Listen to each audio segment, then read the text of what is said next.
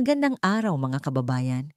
Ito ang Pinas Weather, ang inyong kapartner sa updated at malinaw na balita ukol sa lagay ng panahon.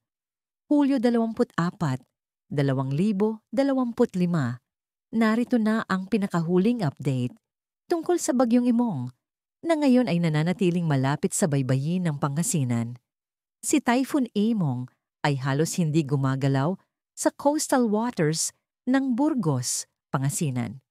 May lakas ito ng hangin na 120 kilometro bawat oras at bugso na umaabot sa 150 kilometro bawat oras. Inaasahang magla-landfall ito ngayong gabi o bukas ng madaling araw sa alinmansa, Pangasinan, La Union o Ilocos Sur.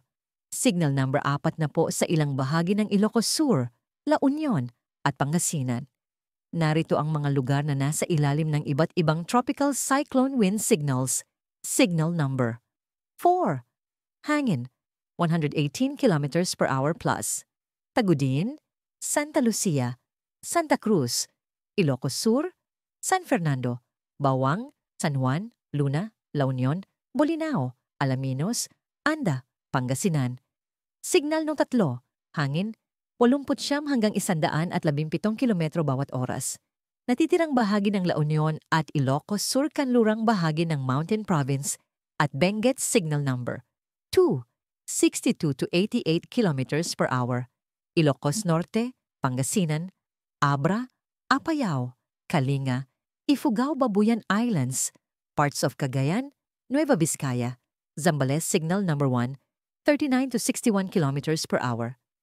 Batanes, Cagayan, Isabela, Quirino, Nueva Ecija, Tarlac, Pampanga. Dahil sa habagat na pinalakas ni Emong at Dante, asahan ang matitinding pag-ulan sa Ilocos Region, La Union, Pangasinan, Zambales at Bataan mahigit 200 milimetro ang posibleng ulan, babala sa pagbaha at landslide. Inaasahang aabot sa 1 hanggang 3 metro ang taas ng alon sa baybayin ng Ilocos, Pangasinan, La Union at Zambales. Lubhang delikado ito sa mga mabababang coastal communities. Sa kanlurang baybayin ng Luzon, aabot sa 14 na metro ang mga alon. Lahat ng uri ng bangka at sasakyang pandagat ay mahigpit na pinapayuhang huwag pumalaot. Matapos tumawid sa Northern Luzon, si Imong ay inaasahang lalabas sa Babuyan Channel bukas ng umaga.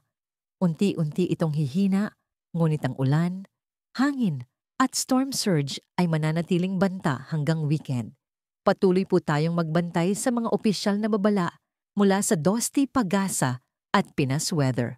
Maging maingat, alerto at handa palagi. Don't forget to like, share at subscribe para updated ka sa bawat ulat. Ito ang Pinas Weather, panahon sa bawat Pilipino.